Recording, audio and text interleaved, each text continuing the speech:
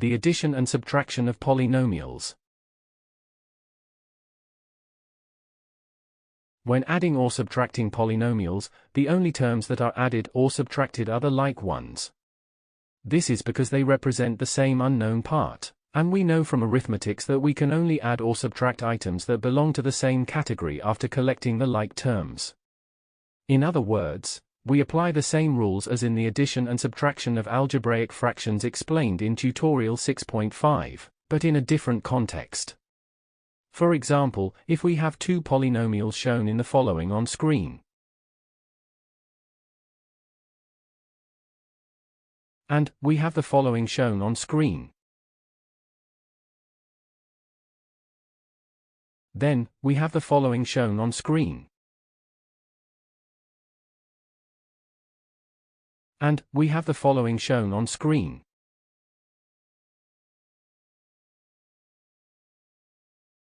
Example: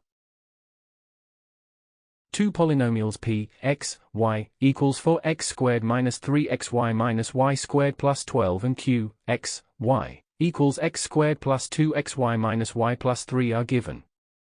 Calculate a, p, x, y, plus q, x, y. b, q, x, y, minus p, x, y. Solution: A. Applying the polynomials addition rules yields, we have the following shown on screen. B. Applying the polynomial subtraction rules yields, we have the following shown on screen. Remark: it is better to write the polynomials in such a form that one variable is taken as a reference. In our example we used the variable x, and all terms are written in descending order of this variable's power. Then, we do the same thing for the rest of the variables.